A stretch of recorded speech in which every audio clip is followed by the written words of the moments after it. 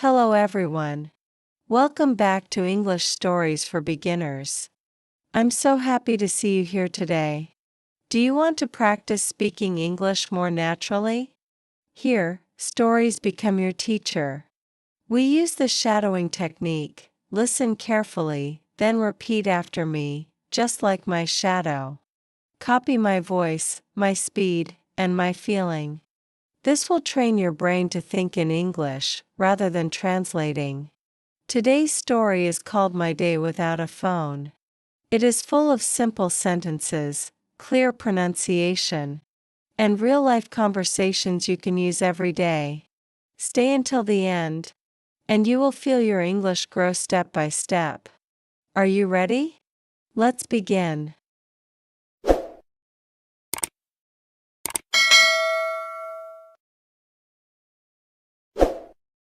My name is Lena. I am 24 years old. I live in a small apartment near the park. I work as a junior designer. I use my phone constantly.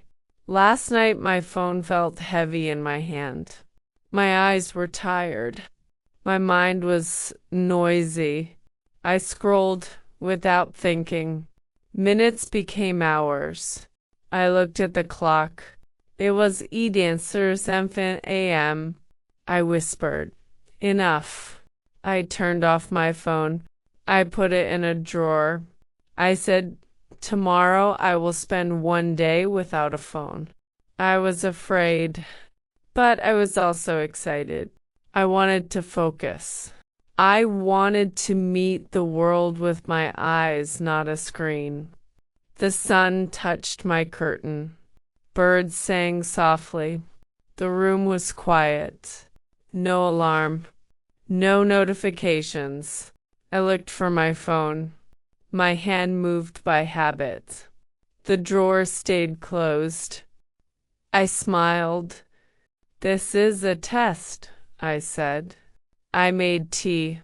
I watched the water boil. I smelled the steam. I felt the cup warm my hands. My breath slowed down. On the table I placed a notebook. I wrote the date. I wrote the title, "A Day Without a Phone." I made a plan. Walk to the park. Visit the market. Read at the cafe. Find a map at the library. Cook dinner. I tied my shoes. I opened the door. The world waited outside. The morning air was fresh. The sky was a clean blue. I walked under tall trees. I listened to leaves moving. I heard a dog bark happily. On a bench, an old man fed birds. I said, "Good morning." He nodded. He said, "Beautiful day."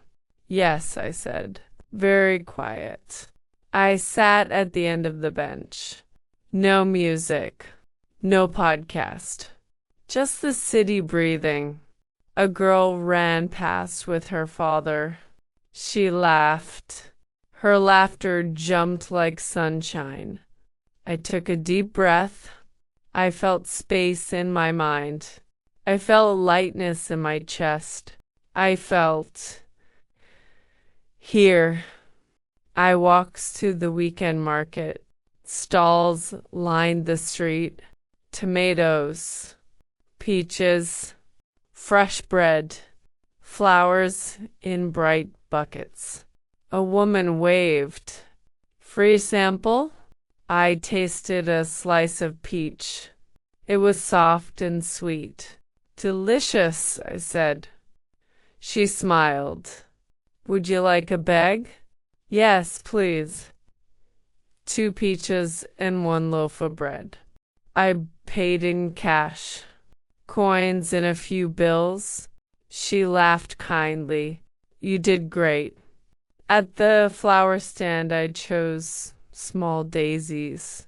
The seller wrapped them in brown paper. "For your table," she said. "For my day," I answered, with fruit, bread, and daisies in hand. I held my notebook tight and headed to my favorite cafe. My favorite cafe had a sign, no Wi-Fi, talk to each other. I laughed. Perfect, I said. I ordered tea with milk. I opened my notebook. I wrote, "The world is bright without a screen. People are kinder when I look at them. Silence is not empty. Silence is full." 2 students sat behind me. They spoke about a project. They used paper. They used pens. They argued. They learned. I wanted to take a photo of the light on my table. My hand moved by habit. No phone. I closed my eyes for 2 seconds. I said, "Keep it with your eyes." The barista walked by. He said, "Nice daisies." "Thank you," I said. "Most people take photos of their drinks," he joked. "Today I take feelings," I said. He nodded. "That is rare. I like it." An older woman sat at the next table. She wore a blue scarf. She looked at my notebook. She asked, "Are you a writer?" I smiled, only for myself. She pointed at my title. "A Day Without a Phone?" "Yes," I said. "Is it hard?" "Sometimes," I answered, "but I can hear my thoughts." She nodded slowly. When we were young, we had no phones. We waited for letters. Waiting taught us patience. Patience taught us love. We talked for 20 minutes. She told me about her first job. She told me about her husband. She told me about the day they bought their first radio. Her eyes shone. When she left, she said, "Write your life with your life, not just with your hand." I wrote her a sentence in my notebook. I drew a small radio next to it. I wanted to visit a small gallery across town. Usually I would check a map on my phone. Not today. I walked to the library. Inside it smelled like paper and dust. A librarian smiled. "Can I help you?" "Yes," I said. "I need a city map." She opened a drawer. She gave me a folded map.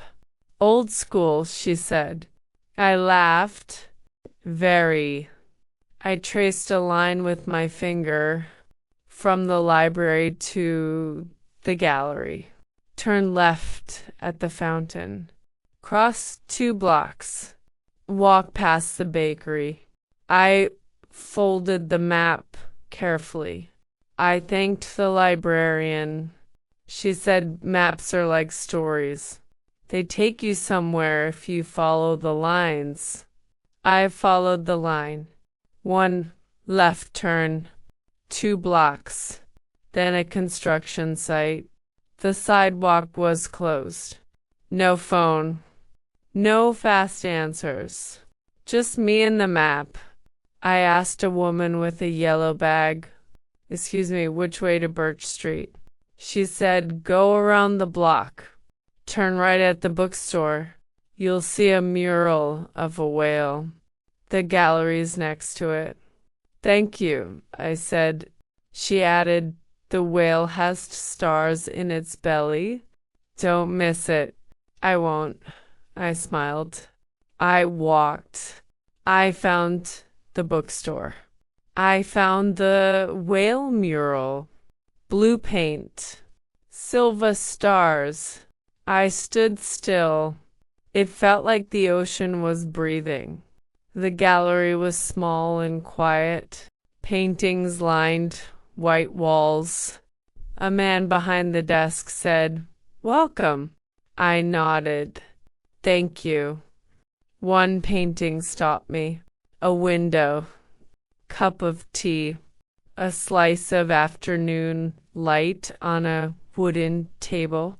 So simple, so human. I read the card. At 4, the artist wrote, "Sometimes art is a phone turned off." I laughed softly.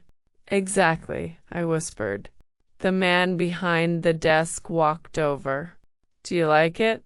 "Yes," I said. "It looks like my day." He smiled. "We all need one." When I left the gallery, I saw a woman on the sidewalk. She had a stroller. The front wheel was stuck in a crack. The baby fuss. The woman looked tired. I walked over. "Can I help?" "Oh, please," she said.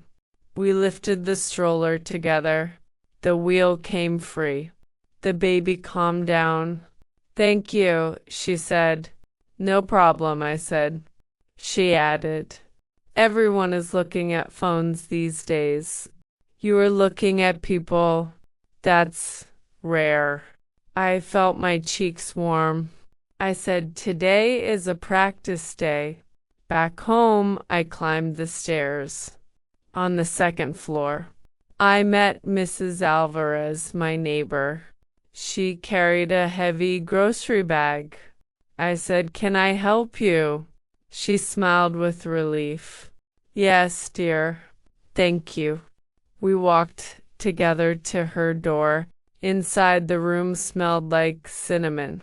She said, "Do you want tea?" "Yes," I said. "I would love tea." We sat at her small table. She told me about her garden on the roof. She grew mint in a pot. She grew tomatoes in a box. "Come see," she said. We climbed one more floor. The roof was quiet. The city stretched in all directions. Her mint leaves waved in the wind. I leaned over the edge. I saw the park where I started my day. I saw the market street. I saw the cafe window. She cut a few sprigs of mint. "For your tea," she said. "For your evening," I answered. The sky turned gold. Clouds were pink at the edges. I wanted to capture it. My hands were empty. My eyes were full. In the park, a musician played a soft song. A child danced in a circle. 2 teenagers shared a bag of chips. A runner tied his shoe and stretched. A woman with a camera stood nearby. She took many photos. She walked away quickly.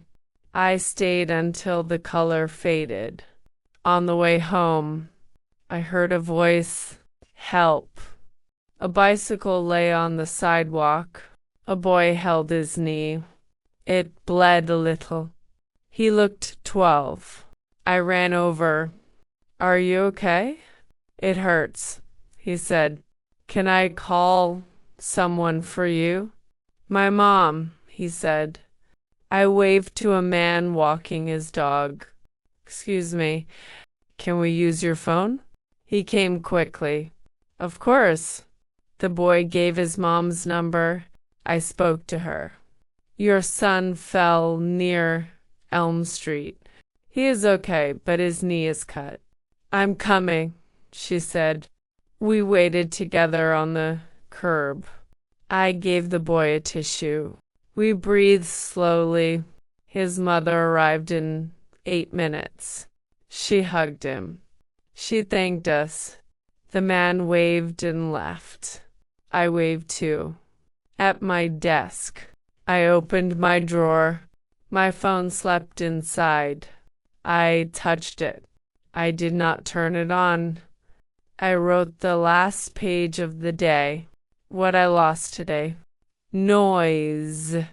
Rush. FOMO. What I found today. Time.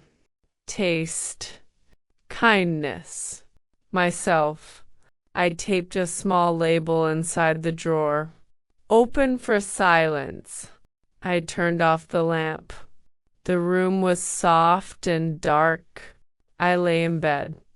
I felt full without being busy. Before sleep, I whispered, "Thank you, day. Thank you, world. I will remember." Great job. You listened and practiced with me today.